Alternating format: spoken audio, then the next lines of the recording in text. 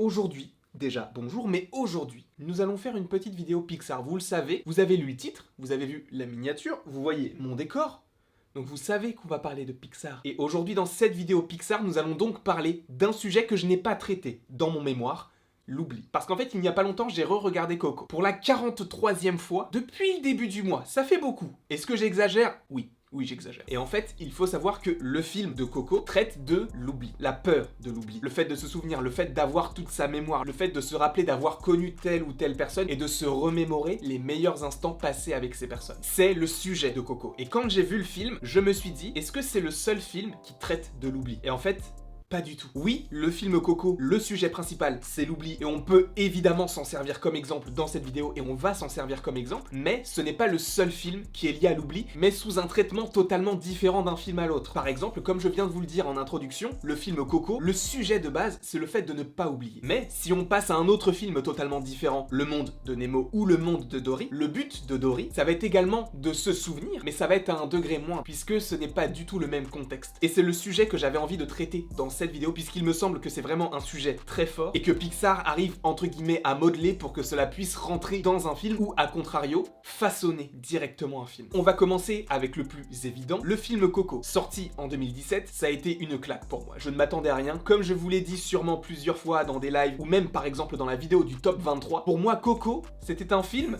sur une noix de coco. Donc ça n'avait aucun rapport avec le film là, dans le sens où j'ai découvert le film, en regardant le film, je n'ai vu aucune bande-annonce, aucun poster. Et quand j'ai vu le film, ça a été vraiment une claque. Et comme je vous l'ai dit plusieurs fois depuis le début de la vidéo, le principe du film Coco, c'est la peur de l'oubli. Et il y a plein de références à cela. La chanson de base s'appelle Ne m'oublie pas, tout simplement. Et cette chanson est chantée par 4 personnages différents. Ernesto de la Cruz, Hector et Coco qui chante avec Miguel à la fin. 4 personnages pour 4 histoires différentes de Ne m'oublie pas. Et vous allez voir que la peur de l'oubli peut s'effectuer de diverses façons. Commençons donc par le premier nommé, Ernesto de la Cruz. Ernesto de la Cruz dit Ne m'oublie pas, non pas en parlant par exemple à sa famille, comme nous le verrons un petit peu plus tard avec le personnage d'Hector, mais lui c'est plus Ne m'oublie pas, je suis une star, donc même si je ne suis plus là, ne m'oublie pas quand même parce que justement j'ai laissé mon empreinte sur ce monde, donc sache que cette empreinte restera si tu ne m'oublies pas. En fait on pourrait traduire ce ne m'oublie pas d'Ernesto de la Cruz dans le sens où on te dit ne m'oublie pas point. C'est impératif parce que c'est quelque chose de très personnel et peut-être de très égoïste. Et de toute façon cela se confirmera au fur et à mesure du film. Donc ça c'est le premier cas de figure, un cas de figure assez égoïste, assez égocentrique, mais à la fois très personnel. Une chanson qui a été chantée par 4 personnes différentes a tout de même un sens en fonction des personnages qui la chantent. Donc on a fait Ernesto, là on va faire Hector. Hector chante Ne m'oublie pas à Coco. Et justement, lui va partir en tournée et il a fait cette chanson pour Coco pour qu'elle ne l'oublie pas parce qu'il va partir pendant longtemps. Si longtemps qu'elle ne le reverra jamais. Et il a écrit, il a composé cette chanson. Il l'a même chantée du coup à Coco, Ne m'oublie pas. Donc dans le cas présent, par rapport à Hector, ce n'est absolument pas la même chose que pour Ernesto. Et pourtant la chanson est la même. Mais du coup les paroles peuvent être interprétées différemment en fonction des personnages. Et il a donc chanté cette chanson pour Coco pour qu'elle ne l'oublie jamais. En fait, on peut associer ça à la chanson de Miguel et de Coco, mais ça a un degré différent puisqu'il a commencé à la chanter pour Coco quand il était encore en vie. Donc la volonté de Miguel quand il l'a chanté à Coco pour qu'elle se souvienne n'avait pas entre guillemets la même fonction que lorsque Hector l'a chanté à Coco. Puisqu'Hector l'a chanté à Coco pour qu'elle se souvienne de lui quand il reviendra, mais Miguel la chante à Coco pour qu'elle se souvienne de lui tout court, pour qu'il reste dans le monde des vivants, enfin entre guillemets dans la première mort, puisqu'ils appellent la seconde mort la dernière mort. Donc tu as plusieurs cas de figure, et le dernier cas de figure qu'on n'a pas encore évoqué, c'est Ne m'oublie pas de Coco, mais par rapport à ce personnage-là, en fait ça va avec les différents arguments d'avant, puisqu'elle ne le chante pas d'elle-même, elle suit la musique et les paroles de Miguel. Donc tu as vraiment la peur de l'oubli qui est constante. Puisque si tu n'as personne pour se souvenir de toi dans le monde des vivants, tu ne peux pas aller dans le monde des vivants pour voir ta famille. S'ils t'ont banni de la famille, tu ne peux plus y aller. Et malheureusement, c'est ce qu'il se passait pour Hector dans tout le film. Et heureusement que Coco s'en est souvenu grâce à Miguel, et donc par rapport à tout cela, c'est l'histoire du film, qui repose donc sur le fait de se souvenir. Au-delà d'une histoire familiale qu'on pourrait avoir dans plusieurs films, mais pas forcément des films d'animation, là on a cette idée qu'il y a une histoire familiale liée au Mexique, liée à des squelettes, donc ça rapporte quelque chose de très fantastique. Et en plus de ça, tu as cette thématique de l'oubli, du souvenir, de la mémoire, qui influe par rapport à tout cela. Des thématiques qui peuvent être assez complexes à comprendre quand tu es jeune, et tu peux te dire, oui, mais en fait, c'est juste un film avec des squelettes,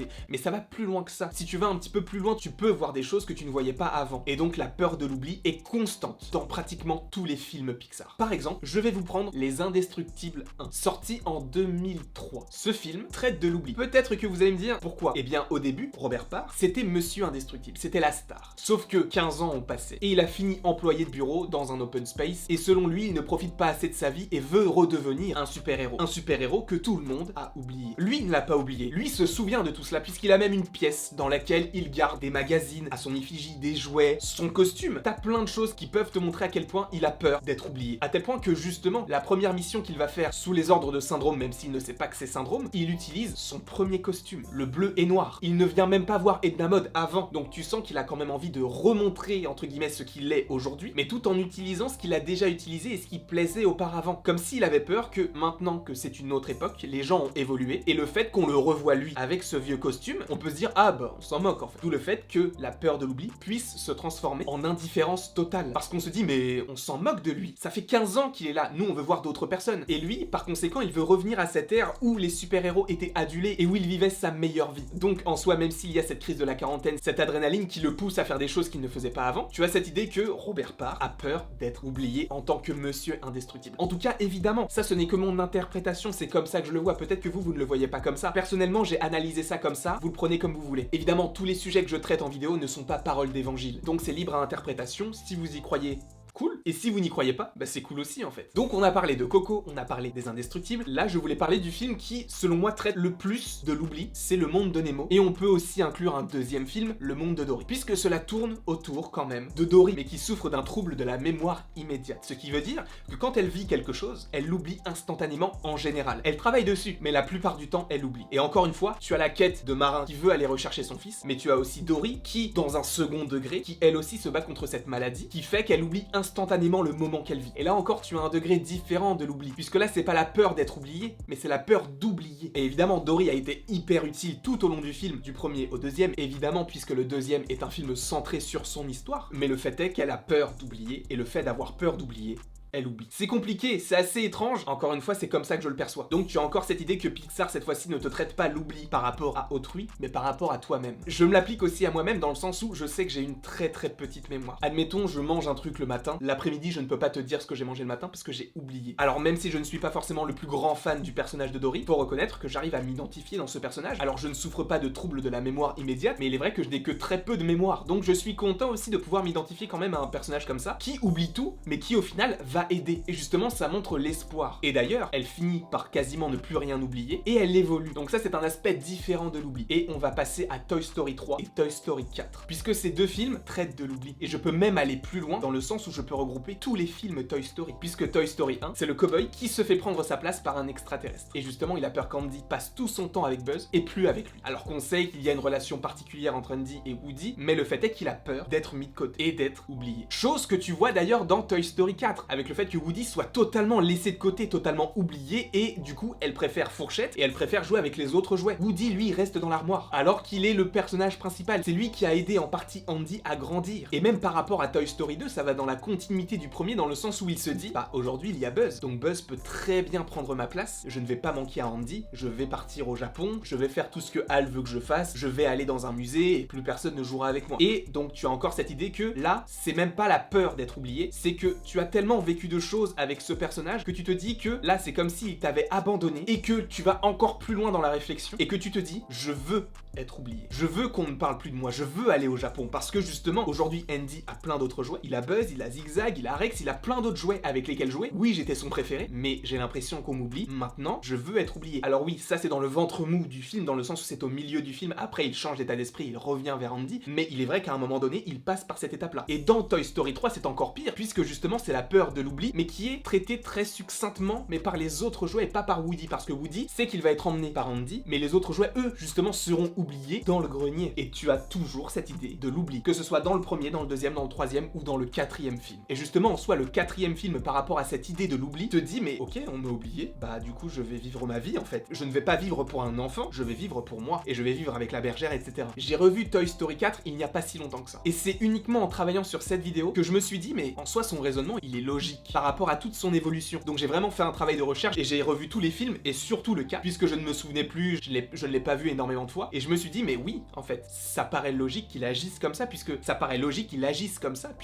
semble être sa fin. C'est sa fin parfaite, il a aidé un enfant, il a aidé un autre enfant à trouver son jouet préféré, maintenant il a plus rien à faire. Ensuite, je voulais parler de Saul, parce que là, Saul, c'est un petit peu dans la même trempe que Coco par rapport à Ernesto de la Cruz. Puisqu'Ernesto de la Cruz, il dit « Ne m'oublie pas, mais ne m'oublie pas parce que justement, je veux qu'on ne m'oublie pas, même quand je suis mort. » Et en soi, c'est un petit peu la même chose pour Joe Gardner dans Saul. Dans Saul, c'est « Je n'ai pas assez vécu ma vie, donc je ne veux pas regretter de ne pas avoir fait les bons choix et de ne pas avoir fait de choix, en fait, et d'avoir subi la vie au lieu de la vivre. » Et tu vas me dire « Oui, mais quel est le rapport avec l'oubli ?» Le fait est qu'il meurt. Le fait est que justement, il n'a pas laissé son empreinte. Il n'a pas marqué son empreinte de son vivant. Il a, pour lui, rien fait. Alors que, au final, il comprend qu'il a fait pas mal de choses. Il aide sa mère, il fait partie d'un groupe, il aide des enfants à apprendre la musique et à trouver leur vocation. Il aide beaucoup la communauté. Et le fait est que pour lui, il n'a pas assez vécu. Et justement, le fait qu'il n'ait pas assez vécu, on ne va pas se souvenir de lui. Alors que ça fonctionne pas vraiment comme ça. Évidemment, je dis ça parce que j'ai vu le film, mais si j'avais été à sa place, j'aurais eu aussi peur dans le sens où je me serais dit